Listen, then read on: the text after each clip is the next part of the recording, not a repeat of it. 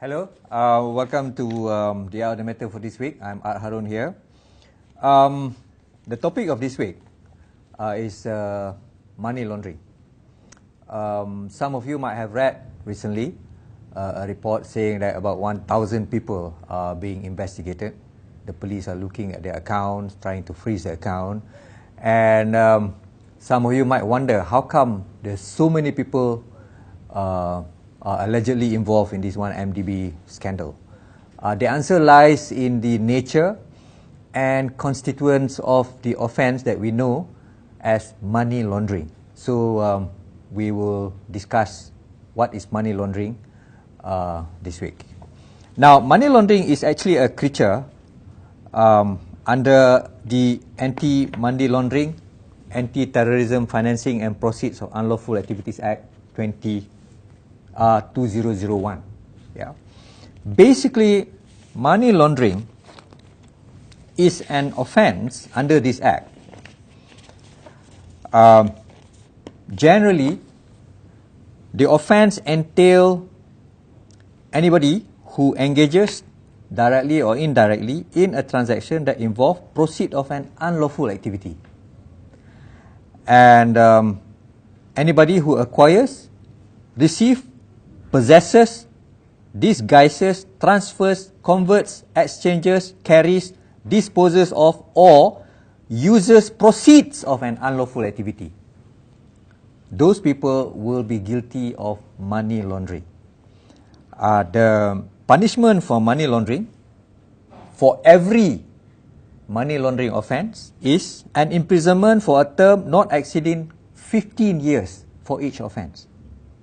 And they shall also be liable to a fine of not less than 5 times the sum that is being laundered, or 5 million, whichever is higher.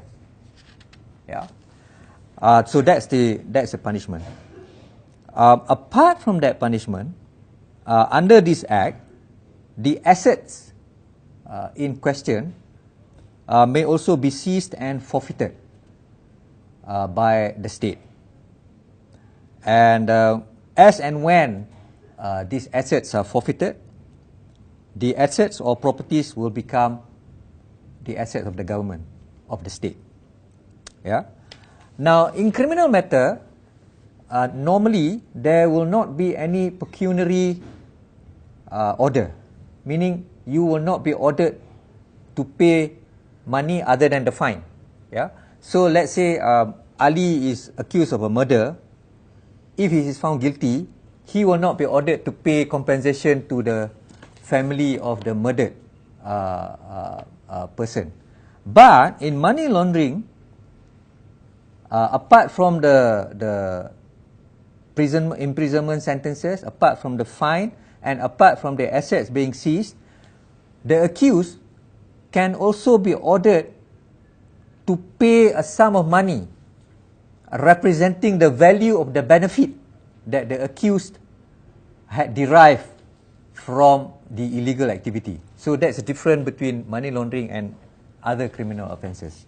Let's apply this principle to a certain hypothetical facts. Yeah. Okay. Now, if you have an account in the bank, and suddenly one day your good friend tell you, hey, can I use your account to deposit 5 million ringgit? You then say it is okay. Alright, you can deposit 5 million ringgit into my account, without you checking where that source of fund coming from. Yeah. And that 5 million was then transferred into your account, and you did not report this to the authority, although you know this friend of yours only earned 500,000 a year. Yeah, you will be guilty of money laundering. Once you receive that 5 million in your account, you are guilty of money laundering. Not only that, once you distribute that sum or use that sum to buy things, to buy diamonds, to buy handbags, or distribute that sum. Let's say your friend say, okay, from this 5 million, please pay 1 million to Azhar. Then you pay. Once you do that, for each time you do that, that's a money laundering offence. That's 15 years in prison, or 5 million fine, or 5 times the amount involved, whichever is the higher. So for those of you who are wife to a certain people, to your husband, or girlfriend to your boyfriend, and you know your boyfriend or your husband only earn 500,000 a year, suddenly he or she, your husband or boyfriend comes to you and give you diamonds worth 3 million, and you just take it. Beware, you may be guilty of money laundering if you don't inquire the source of fund. Another thing that we need to know about money laundering is what we call reporting obligations. Reporting obligations. Reporting obligation basically is an obligation imposed on certain parties to report to the authorities when they come into knowledge that a certain person has funds which are doubtful in nature. Okay, so those who need to report are called in this act reporting institution. But essentially, reporting institution are banking and financial institution, fund managers, trust fund managers, and including lawyers. So basically, when this reporting institution, let's say it's me, I'm a lawyer, so let's say it's me, I have a new client. New client.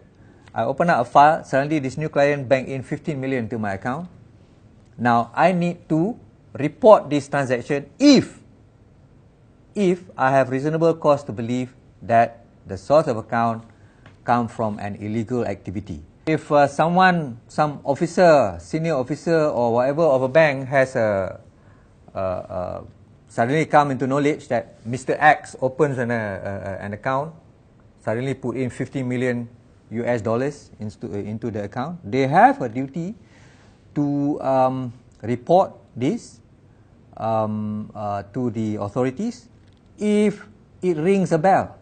If they know that Mr. X is only a public servant, let's say, and he suddenly deposit 5 million USD, it rings a bell. As a banker, you should know, then you should report.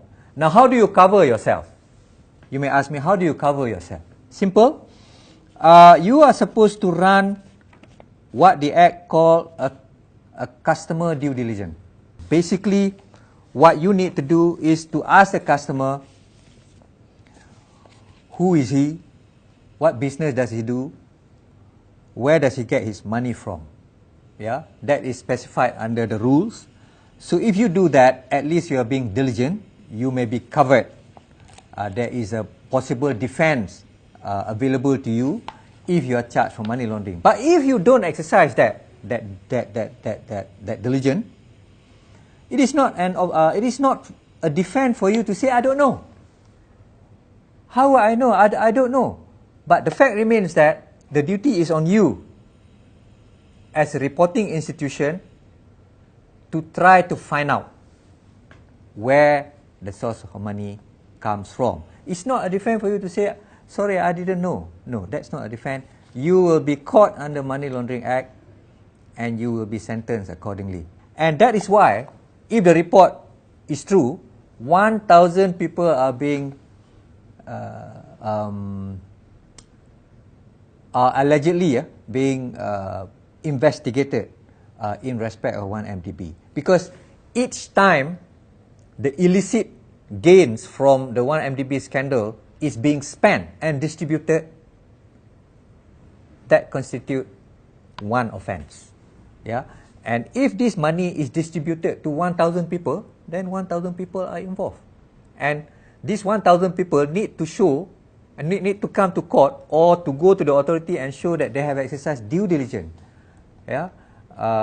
before receiving the money or spending the money. So that is about it today about money laundering. Thank you very much for watching. Thanks.